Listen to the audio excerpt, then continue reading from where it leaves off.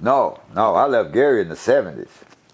I even left earlier than that. I left Gary in the 60s, like 69. So just tell me how you ended up in Zimbabwe. Well, I think it was the second or third time that I'd gone to Africa. But the last time I went with my partner, I'm still trying to find him right now. Okay. He was from Nigeria. Okay. And the Nigerians that were there, they were mostly in Boulder, Colorado, a slick-ass place, Boulder.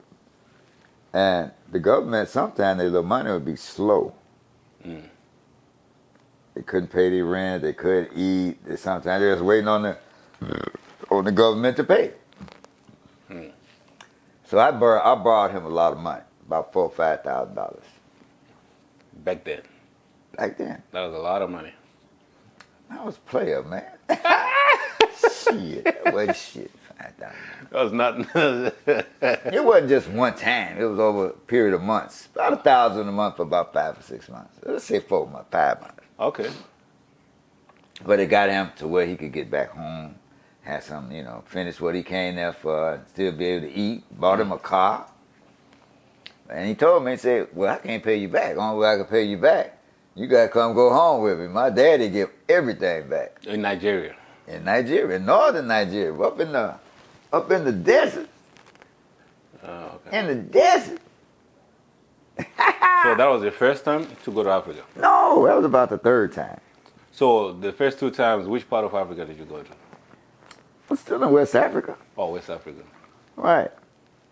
First time I went with some bunch of young educators or students from black colleges and stuff. Mm. So we had a charter plane. Man, that was a party plane. Oh, man, come on. And where did I go? We landed in Lagos. Actually, the first time it landed in Senegal. People got off in Senegal. People got off in Ghana. Mm. And people got off in Nigeria. So I rode it all the way to the end of the line. And I think I caught it on the way back from, it left Nigeria, then it's going to Ghana. So I kept up with the people while I was there. So I said, I don't want to have to go all the way back to Nigeria to catch this charter plane. Okay. So I caught it in Ghana. I just sit there and waited for it to come.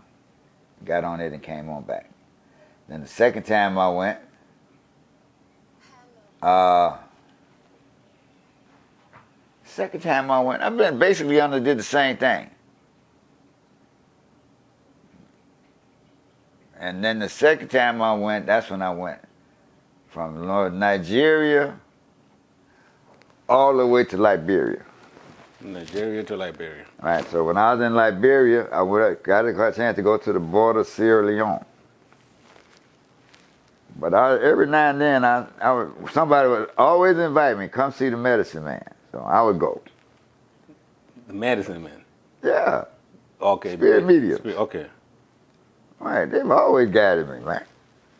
So, but I went to Nigeria, I wasn't expecting it, because there's about Muslims up there, man. Woo! But I had the most fun I could ever imagine up in northern Nigeria. And everybody up there was true professionals. Mm. So my buddy, we went to this place called Jos, or Jos, J-O-S. Okay. It's a nice place up in the mountains. The weather's cooler than it was when that desert, it's hot in that desert, man. It's hot. Mm. Nobody's got air. Not saying you just gotta have it, but shoot. But it's dry. Dry heat, man. I would have to go get in the bathtub full of water in the middle of the day just to cool my body off. That's just the way it was. So we went to Jos, man. That's where this guy was studying museology. His name is Mohammed Bala. Okay. And when did we go to Jos? We went to Jos from Kano. I went to Kano, Ife, Ibadan, all along north there, along the northern coast. Okay. Right on the edge of the desert. So when he took me to Jos, that's when he took me to see this medicine man. So we went back to see the guy. Oh man, blind, couldn't see shit. Okay. So we sit down, and then he said, he could see I was having a problem that I didn't want to talk about while I was there. Okay. Right. So First thing he said. And then he said, he just started rattling off what he see for me. This black I wasn't man. there 5 minutes. Mm. And a blind man telling me what he sees for my future. Okay. So, and the future said what he said now. He said, go to Zimbabwe and all your dreams will come true. Wow. This was, what year was this around? I think around there, 77. Okay. So I was over there. I was over there 3 times. Yeah, 77, 78. And I saw him in 79. Right. That's when that was. So 3 years in a row I went. did that come to you like, what the hell? Oh, yeah. I always kept a big map of Africa. No matter where I moved to, the first thing I put up was my map of Africa. Oh, okay. So from that first time he said that, 77, 78, well, I don't know what it was, I was always intrigued because there was no Zimbabwe on the map. Wasn't there? On what map? On the big world map of Africa. How? Zimbabwe wasn't on it. Why? How? He told me this in 1977. Yeah, but 76, 77. Zimbabwe didn't even become a country until it was Rhodesia. Yeah, there was a... The old man didn't know that. Right. How did he know going to Zimbabwe? Yeah, how did he... Yeah, you see? That's the spiritual connection Okay, I got it. that people just don't understand. That's how I got there.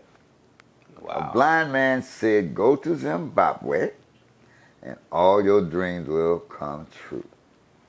And they didn't even start to think about it until after Mugabe took over.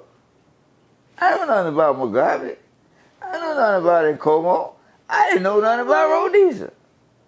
Right. Nothing. I didn't know a soul. Never even heard anybody from Rhodesia. Wow. Not even one person. And this blind man telling me to go to Zimbabwe. Wow. Not Zimbabwe, Rhodesia.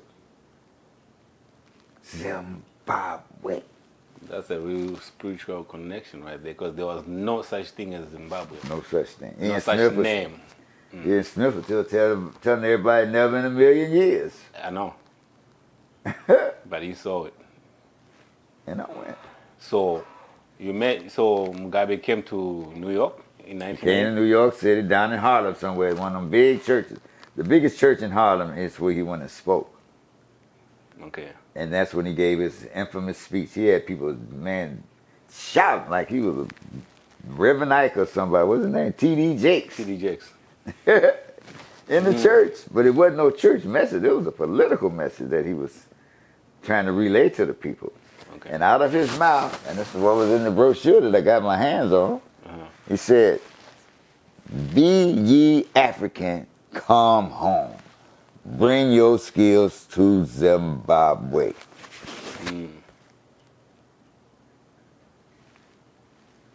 That was about, I think I met about maybe 10 or 15 people who heard that message.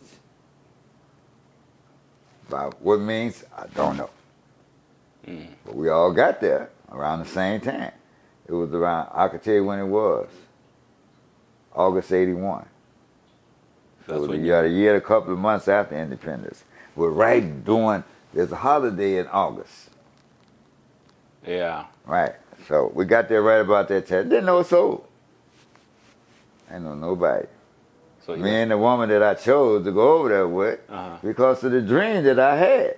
I wanted to have some kids born in Zimbabwe. Right? 'Cause they would always, you tell people, I'm an African. They say, no, you ain't no Africa. And they wanted an impression that you have to be born there to be from there. And the accent. Right. I mean, there are white boys who tell me, he said, look, I'm more African than you are. I said, you crazy. How can that be? He said, I'm born here. Okay. See, yeah. I don't care how black you are in, let's say, in Europe, but you can never be European. No, I you don't cannot. care. Ain't nothing, Yeah. no So way I can there's be a no European. way a white man can be an African. Right. There's no such a thing. Africa is for blacks. I don't care if you're born in Africa or not. Right. If a pig gives birth in a cow kraal, it can never be a cow. It's still a pig. No, it's not a You know? cow. And So a cow can't mate with a pig. right. So 81, that's when you landed in Zimbabwe. 10 you get. So how did you move around? I mean, how did you carry on from there? Like, how did you start to meet people? Well, we started meeting people. At least one dude that was kind of instrumental. He was an ambassador from Nigeria. Okay. His name was Chris. I still remember when he came, when he left. And the people he introduced me to, man, there was one dude who used to give parties every weekend. Okay. And these dudes had scotch, real scotch. Pouring and giving libations. And them Zimbabweans would be sitting back. They mouth this is pouring out scotch. Oh, man. And the little colored girls were just going crazy over the black guys from America. Oh, man. Oh, yeah. But so were the African chicks. Because they always see us on TV Right. and stuff. They don't know what we like. And then they Like go in that. there talking shit, man. So they were like, this is a black American guy. Right. Exactly. They were throwing at you left and right. It was fun back then, man. It was in Harare. I just say on a given Sunday like today, we'd be at the Queens. Queens, yes. Mufumo would be there every Sunday. If he wasn't there, he'd be at the Queens on one day, and then if he wasn't there on the other day, he would be out at the 7 Miles. Okay. 7 Miles is on the Bike Bridge Road, but on the other side of Seke. Okay. That side. It's like the boundary. Yeah, you're a true Zimbabwean for real. Right. So Wow. That's interesting. So, how did you get to meet Tony? I mean, did you I'm ever walking down the sanitary lane with my head down, and these folks had just told me, you got to leave in 24 hours. Me and my girlfriend I brought over there with me. Right? So I was walking down this right there by Tony's place at the compensation now. That's what he used to call it. Okay. And I'm walking down the sanitary lane and going to my other girlfriend's house. The one who had agreed to help me out, getting my shit straight. And boy, I'd never do that shit again. But yeah, we met, and he said, yeah. He stopped me. He knew. He said, hey, ain't you from America? I said, yeah. And that's when we just made friends from there. He got me all sorted out. Wow. I met a lot of big name people with him. Yeah, because Because of his position, right? yes.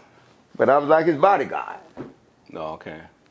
I'm making a bad name for... Did you meet John Way back then? Did you meet it?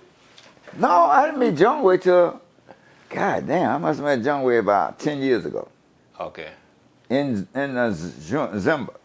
Jumba. I Zimba. met Mugabe's mother when I first got there. Bona? Tall lady. Yeah. I met her in Kamusha. There was this old car. Kutama. Kutama, Zimba. It was this, they had this old car. Mugabe's first car was sitting out there. I wonder what they would do with that car. Wow. That was a historic relic. I forget the name of that. Wow, big old cars, man. Wow. And we walked by there. Somebody left a Chibuku card over in the car. I was like, oh. We went all over Kutama Mission. They had a brother named, Sekuru Kutama. Yeah. He left and went to South Africa. Yeah, we had Sekuru Kutama out there. Right. I know him. I see, yeah. Very well. Wow. And he just happened to stay, his girlfriend, one of his wives, stayed right next door to where I was staying. That was just coincidence. And I didn't realize that until He had this yellow Mercedes that he had brought for his wife down south. And I got it up there. And the car was parked where I had to see the car every day to get to where I was staying. And then when I got to Tody's house, somehow that car wound up at Tody's house. I said, man, I know this car. And that's when he told me who Sekou Kutama was. I met his wife. Nice. She's a real nice lady. She's South African. And when I went down there, I was down there for the inauguration. Me and Tony was right there at Sekou Kutama's barbershop. Oh, wow. Over on the south end or east end, whatever they call that place over there. So every time I would go there, I'd see him. And whenever he came to Harare, I'd make it a point to go see him and hang out with him. That was my man. We went all out to, what's that place? Where's that place? God damn it. Wait, in Harare? Yeah. Where his wife stayed. What's the name of that? Hatfield. Hatfield? Right. Right. Went all out there. She had a little shop out there, and she was running. Wow. But, just one thing led to another. Yeah, but it's not too many. You don't see it. Like how you know the Mbuyane and the history, you know what I mean? Because I read a lot. Yeah. I just wasn't going to just take for face value. Right. And once I found out, I didn't hesitate to tell people. I said, Mbuyane now. and Kaguvi. Kaguvi, Sekou, it was another. Mbuyane and Kaguvi, they had the two buildings. I was there when they started building those two high-rise buildings. When they broke ground, I was there. I stayed right across from them. Oh, okay. Right? In Harare. In Harare. Yeah, Mbuyane, you know what I mean? It shows, like the way she was, sold out by her, by us, by other people who knew her. Yeah, the people who knew her sold her out. Right. And they hung her, right? And you see, right there at the hanging tree, right there by, what's the old hospital, Paranatswa? Okay. Right, that's where the hanging tree was? I think it's on Tongogata Avenue. It was a tree right there on that corner there. And some clown came along there and ran over the tree and knocked it down. Then they took the tree and took it up to Heroes Acre. Wow. That should be a sacred ground right there. They should protect that ground, man, where she was hung. And they hung her and she didn't die. She didn't die. Right, because she had the muti in her hand. She had. And the white man asked the brother, he said, well, why don't she die? He said she got some muti in her hand. And the white boy told him, well, go knock it out. Yeah. And that's what she gave her speech. She said, you can hang me now, but my ashes will come back in soldiers, and they're going to take this land back. That spirit, boy. That spirit, boy. Wow. I didn't know about that speech. Yeah. That was the last word. You can kill me now. But my spirit is coming back. Coming back in the form of soldiers. And they're going to take this land back. Right. And if you look at her grandsons and stuff, that's Mugabe now. We had a construction company. We had all these big, long trucks. I used to go out to Leyland and get these trucks. Go to Leyland. About once a month, about once a week for a minute. I was going out there getting a brand new truck. Then we go over there in Workington. Had a trailer made for him. Painted up, just like the cab. Put Paul Whitty of Manika land on the flatbeds and the ones with the let down side. He had a tipper truck, everything. This dude was rolling. Until they said, we're going to make an example out of him. Damn. And that just throwed everything in the tailwind. So for about a year and a half, he and I got to work under these conditions. Motherfuckers lying on you, doing all kind of shit. I had to go face fraud squad. When he was going to court, I had subpoena to go. They never did call me. Because they couldn't break me. I told them just what happened. I said, this is how this whole thing happened. This idiot sitting in this chair here. And you know how I knew he was a real idiot? He got on the phone and was talking to one of these big-time generals, big-time soldier boys. I don't know if he was a general, but he was up there. And this dude had to get his trucks together and his men together, and he needed his rations. You know them big old landmine-proof trucks that they drove? Yeah. That's how they was hauling their food to Mozambique, to all these little old sites along the pipeline. And this dude got on the phone, I don't know what he told us. I was sitting right across the desk from him. I should have been sitting in the chair where he was. Until Paul Whitney said, oh, well, you come on back. He said he could run it. I said, you let an idiot tell you he could do something? And you believe it? Man, he told, well, guess what he did now? He got to talking that nonsense on the phone to one of these big shots in the army. All they wanted was they shit so they can go on over across that border to where the war was. Mozambique. In Mozambique, fighting the MMR, Mozambique Resistance Army. Something like that. And he talked that shit to her, and this guy, I could hear him saying, oh, I'll be there. I could hear that on the phone. And I'm just sitting right across the desk. I know who he was. I didn't pay no attention. So he told me, he said, here, Mr. Dowder, you come sit over here. I'm going to go somewhere. I'll be right back. Little did I know that this dude was going to come there. Pissed off. And while he gone, he done set me up. Right, he set me up. So after that happened, I told Paul Wayne myself, I said, man, you got to get me away from this idiot. And guess what Paul Wayne did? I said, man, you know, this dude walked in the office, he that AK and stuck it right in my nose. What? He said, how the fuck you up? Something like that today. He was pissed off. I said, hold it, buddy, calm down. You wasn't talking to me. I don't know who you was talking to, but I knew. You wasn't talking to me.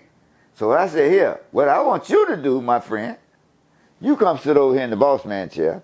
I'm going to sit over here and listen to you. Now, what do you want? Boom, boom, boom.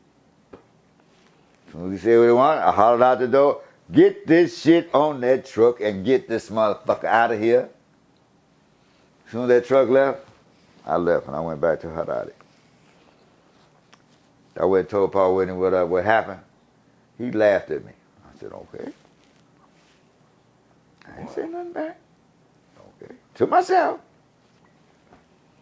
You're gonna suffer the repercussions behind that decision that you just made. And he said it in a laughable way. To him, it wasn't funny to me. Right.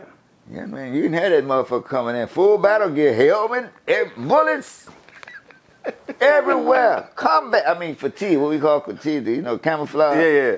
For resting, going to the war zone. But they needed their food. Wow. Couldn't go over there with no food. Hungry soldier ain't no soldier. Got that shit loaded up, man, and got my black ass out of Mutare. Some idiots, man. Wow. I'm allergic to stupid people. I stay away from them. Right. You be surrounded by stupid people. That shit is Some contagious. stupid person gonna teach you or make you or say something that's gonna make you do something stupid. Yeah, it's So I contagious. just stay away from them. Man, we could still be rolling now, man. Wow. He was gonna buy me a house. Had me go looking at nice houses in Borrowdale. That's how much he appreciated what I done. I always tell him, I said, I ain't doing shit. These my ancestors do doing all this shit. I didn't even know what an exchange rate was. I didn't even know what they call that thing? A letter of credit was. I knew none of that. I hurry up and learn and put that shit to work. But I just go to show you, man. You just can't trust everybody when it comes to this money thing. You can't trust nobody in Zimbabwe with no money. No, not. Everybody greedy.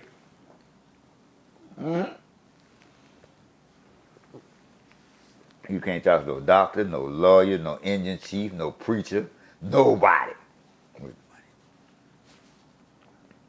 Don't do it. Ain't gonna work. Wow. Jailhouse full. Chikarubi is full. Chikarubi, Full. They ain't even got nowhere to put the people. Reprimand out on Enterprise Road. full. Nowhere to put nobody. Before Jungway died, they were talking about building another penitentiary.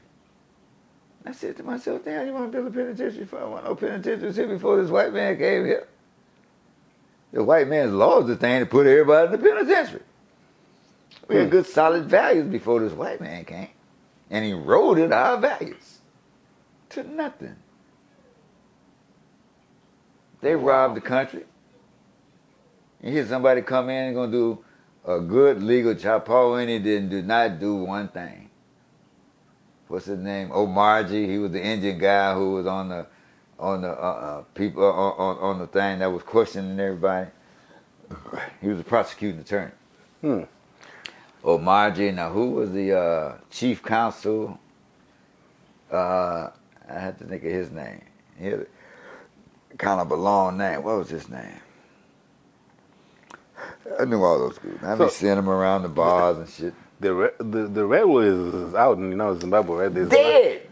National Railroads of Zimbabwe is dead. Dead. Wow. And you know, every time I look, I think about it. They can come back home. The track done rusted now. Shit. Oh my God. They ain't had nothing on that track in so long. So how are they hauling coal from Wange to wherever? Chinese supposed to have been building a railroad straight from Wange straight to the ocean. Wow. For their benefit. Straight from the coal fields straight to Mozambique, to Beira, whatever they're going to do with it. Wow. Straight on through. You never know how much they're taking out. No more NRZ. All right, nothing. National Railroads of Zimbabwe. That train, they said train used to go on to Beira. Man, shit. You could see it at one time. It was regal. Wow. Nice wooden trim, double bed, just like Amtrak now. You could see that it had that. Toilets. Don't none of that shit work. Don't nothing work on that motherfucker. Wow. Nothing. When you shit, it just go right through it, hit on the track. Right. That's not, what, on Amtrak? No, in Zimbabwe, yeah. I remember, yeah. Locomotion. You could actually see the ground. Right, when you shit. Yeah. Oh, some nasty shit. I don't know what to say about Zimbabwe, man. Just like they let the airline go down. I think they finally got one airplane or something. Shit, we used to fly, man. I used to fly Air Zimbabwe to England all the time. I knew it. I just talked to one of the ladies who was a stewardess on the airlines this morning. All right. Ah, man. I don't know what to say. Used to be so nice. No, Zim used to be nice. Right. You remember when Jungway told everybody in Kamusha, when everybody from Kamusha was rushing to town, he said, stay in Kamusha. This town was not designed for a lot of people. It just went in one ear and right out the other. Yeah, everybody wanted to see. Everybody wanted to come to town. It just ain't enough room now. Wow. Body's full. Hatfield is full. Yeah, Mbari, oh my God. Seike's full. No jobs. And what you gonna do here? Everybody street hustling. First Street, I don't even know I don't know if they even cleaned it up. Man, that place used to be immaculate. Yeah. You had the Christmas lights and all that stuff. You walk, man. You walk in town and feel good, man. It was clean. Right. Now they got vendors everywhere. On the streets. They just lay their mat out right in front of OK Bazaar, the whole front there, nothing but vendors. They just come lay a piece of cloth there, put their goods there, just go squat on the ground. I wonder if Bata's still there, Bata. And that's from St. Martin Michel all the way to, what's that, Manica Street. They used to have Bata, Edgar's. Yeah, well, I think all them stuff is gone. Meekles is gone. Yeah, it's sad. It's sad. Meekles is just making money out the hotel when conferences and shit come in. But then a lot of people go to conference center. They just had a conference there at the new conference center. What was it about? I don't even remember. 'Cause Wow. I know ain't nothing good coming out of him. You remember when Thomas left? Thomas got up and left. Mafumo? Mapuma, yeah, he's in Oregon. No, he's in Texas now. He's in Dallas. He came to Oh, he's in Colorado. Texas now, huh? He used to be coming to Denver all the time. I know he does. About every year he would be there. Right about now too. August, late part of August. Yeah, him and his son, they buy cars and resell. He had two brothers. Lance died, right? Lance died, and then the other one, William. It's Okay. Lance and William. Right. William was still William was playing the bongo. William didn't even know nothing about me. They just trained him to play the bongo just to keep the beat. Yeah, Lance now, I don't know what, but Lance he wasn't performing. I don't think. He was just like a roadie Okay. on the road with him all the time. But man, Thomas, a whole bunch of these guys, man, they be coming through Denver. I'd hang with them, man. We'd be all up in the mountains, man. Wow. They had their little travel van. And that motherfucker be full of marijuana. That's my man, though. I'd be at their rehearsal. He used to hang around. You know Mike Moodwa? Yeah, Mike Mundo. Now, Yeah. Mike Moodwa was my neighbor out in Greystone Park. Not neighbor, but right up the street there. Same neighborhood. Right, so I was hanging with Mike back in those days. Mundo, yeah. And I'd be at the rehearsal. Wherever they was, man, we would find Thomas. When he was up in Sakuba, up in Mount Mutari, seen him in Bulawayo. Every Sunday or Saturday, he was at the Queens or the 7 Miles. And then sometimes he'd be at the big concerts when anybody come to town. He'd be the warm-up act. But man, Yeah, Mapuma was big, man. Mapuma was man, the guy. Shit. The terrorists came. We'd be all over. The terrorists came. That's when Zimbabwe and the Fed. I don't know if you know about the Fed. No. Then those places out there, and what's this place starts with an S, right off of Road. It was a nightclub back over there where all the little colored girls used to be. It was places out in Southerton, a big club out there where he would be. Shit, Thomas was everywhere, man. Yeah, I see. Once in a while, he comes out and speaks about Zimbabwean politics. That's what made him leave. He can't stand what's going on. Right, because He can't. Mugabe, he was supposed to go perform for the president. And the president told him he had to cover up his dreads. And that's when he just fell out. That one incident. He predicted this, though. He always saying about how the country is going to shit. He's always said about. Yeah, he's always talked about it. Uh-huh. Nika yabe mamvemve. Now, Fumo got to be almost 80 years old now. At least. At least 80. I see he goes to UK a lot. Yeah, because that's the way he used to have to come. Because he would always be in South Africa. But he could never come to Zimbabwe. Nah, When he came don't to bury his brother, and he snuck in and got right out. No performances, no anything. Yeah, nobody. Yeah. Right. So when they finally started to loosen up, with Mugabe's still around there. He came in, did a show or stuff, but wasn't making no money. Then the next time he would come, he would be at some small places, couldn't make no money. So he said, I might as well just go and stay where I'm at. But he made his mind up about that long back. They were living good up in Oregon, but he had to have everybody in the house with him. Everybody was just like one big basketball team. Where In Portland. Okay. When they would always hit the road, they'd be up and down Portland. We went up there, we went to Portland to find it. It would just happen to be late at night, real late, like 1 o'clock, 2 o'clock. And we was up in the mountains up there, and we said, no, well, we just have to negate this one here. We ain't gonna be finding no Thomas in the middle of the night. And we gotta go down the mountains and stuff up on that East Coast. Ah, Wow. love Mo Majiva. He's down in Dallas. Oh, yeah, really? Yeah. Oh, love more my T-Cool. I know you know T-Cool. Man, we used to all be, hey, man, damn, I can't tell you how many different places we hook up. Yeah, I know Tuku. Tuku is done. Yeah. He died. I think he had cancer too. Oh, Tuku? Yeah. Oh, wow. Yeah, you never gained no weight, none of that. Yeah, they did a show. They did a couple shows down in South Africa. Some of them were pretty and well attended. A lot of people showed up at them shows. Mostly Zimbos. And when he came to Denver, it was people coming all the way from Omaha to see the show.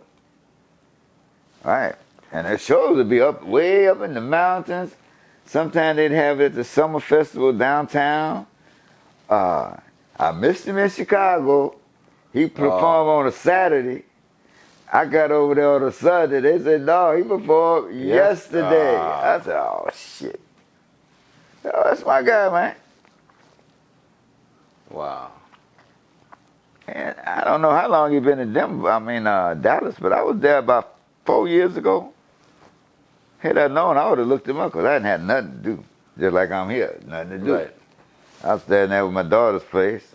She had 2 old hard-headed ass kids. Can't stand them. Your great kids. Oh, man, they the kind of, I ain't gonna do what you say. I said, what the fuck? What? Hell yeah. And she lets them do it. She lets them say that? Yeah. See, that's the problem. Just think I'm gonna be around these folks saying you let them disrespect me like that. You never did that to me. No. I'd have slapped the shit out your ass. Wow. I never did And to my daddy. And the father mom. lets them do that? Who? Her husband or baby Oh, daddy? one of them little single moms. Yeah. Go get one of them nothing ass niggas. And think you gonna get something just because you pull your little panties down 2 times and you got 2 babies. Wow. And he ain't did shit. Wow. Right. I'm down there trying to school them, Hey, don't go out. I tell her, they got a train that runs from where she stays in Plano, Texas. And the train leaves Plano and it goes right into Dallas, right downtown Dallas.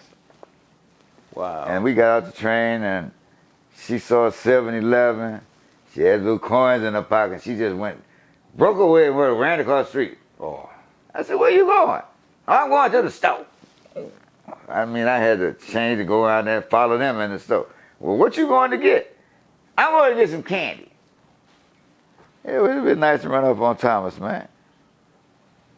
I'm pretty sure you can find him. Shit, when we first got to Zimbabwe, we caught a ride to Mutari, and we stayed at some people's house there, me and the wife then. That was before she even had any babies. Even Kibu used to go to Thomas's rehearsal. Everybody knew my son in Zimbabwe, because everywhere I went, he went. Everywhere.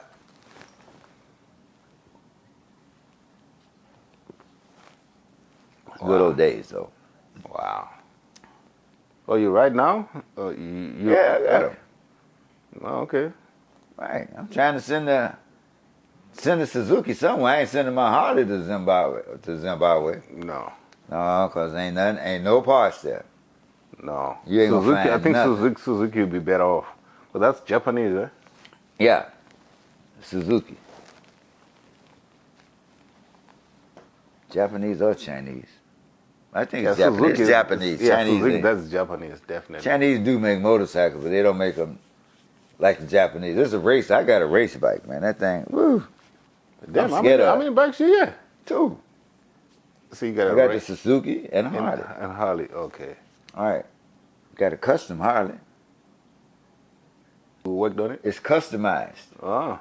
Custom paint, custom seat, chrome to the bone. Wow. Oh, yeah. Wow. It's a jewel. I just haven't been riding it, man. So when you go to Zimbabwe, you leave it in storage or? No, I got it tucked away, though. Okay, yeah. Yeah, because you already know if you leave it with people. I don't leave nothing with nobody. No. I don't even pull it out. Neither one of them. 'Cause I don't want nobody in the neighborhood to be curious about what you doing out there. Be out there all the time. That's why I live in the garage. It's my older sister's house. Okay. She retired from Amoco Okay. over there in Hammond, Okay. East Chicago, Whiting, all the refineries. She did 35 years there. And she got on when she was 21 and did 35 years. So she retired at 55, Okay. right? With over $1 million worth of stocks. Wow. Right. And she was making about 130 a month. I mean 130 a year over there. Yeah, that's good. And all she had to do was just open and close valves. Mm. When it's time to open, and you know that's the inertial motion or centrifugal force from, and then they had the pipes down below. So with all that pressure from the top down, you have to channel the stuff that the unrefined fuel, and once it's refined, then you channel it to somewhere else and get it to the depot where you can put it on the trucks. Oh, okay. Right. The closest gas station is almost right there on the premise. Oh, okay. First gas station closest to the refinery is a Shell, a BP, and their prices are higher there than they are back in Gary. So she still lives? Oh. No, she moved. Man, she retired one day, and the next day she moved to Houston. She's in Houston now. Right, bought her a house and everything down there, paid for everything. She sit back. Wow. Right, she got a daughter down there in San Antonio. Daughter's got 2 kids, my niece and nephew, hard-headed. I don't mess with them, man. They don't listen. Right. And I've been telling them since he was about 10 years old. I know his daddy. Daddy's totally undisciplined. Wow. Totally undisciplined. Don't want to work. All he wants to do is lay up under my knee. She making good money. So he don't want to do nothing but sit at home, wash the dishes. And cook. You want? Oh no. So his son is just like him, lazy, don't want to do shit. They graduated from high school, don't want to go get no job, none of that stuff. I say send this little nigga to a military school. Y'all got the money. Right. Let him go learn some discipline. So when this point in time comes when he graduates, he's gonna have his mind made up what he's gonna do. Right. And 9 out of 10 times, if he's in that military school, then he's very clever, smart. All you gotta do is study. That's all you gotta do is study. Play your sports, study. Play your sports, study. Go to the military academy. You're easy to get into the military academy after you've left a military prep school. It's like a prep school going to a major university. That nigga that got out there, man, don't want to do shit. And I always tell him, you're going to wind up flipping hamburgers at McDonald's, motherfucker, if you don't get off your ass. Right.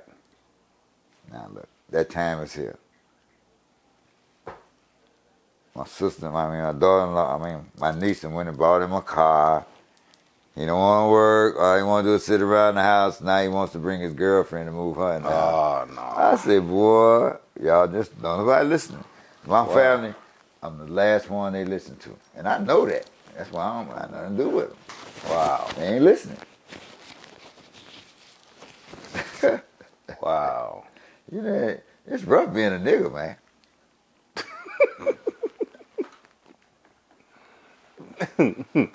Shit ain't easy.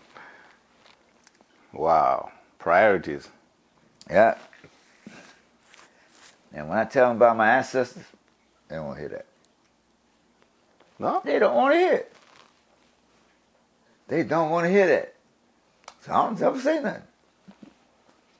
Okay. I follow my ancestors before I do anything. Wow. Yeah. Well, that's my family shit. I done lost, like the last 4 years, I done lost, last 5 years, I done lost 3 brothers, man. Whoa. Right. Were they sick? Huh? Were they sick? Oh. Yeah.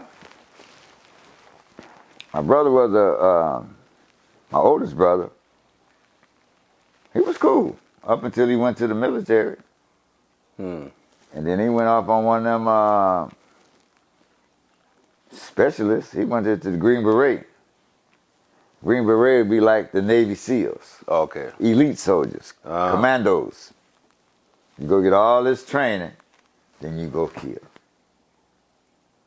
So he went to Vietnam 3 different times on missions and stuff. Killing people. Came back here, he was crazy in the motherfucker. This nigga was crazy. This nigga was out of his mind.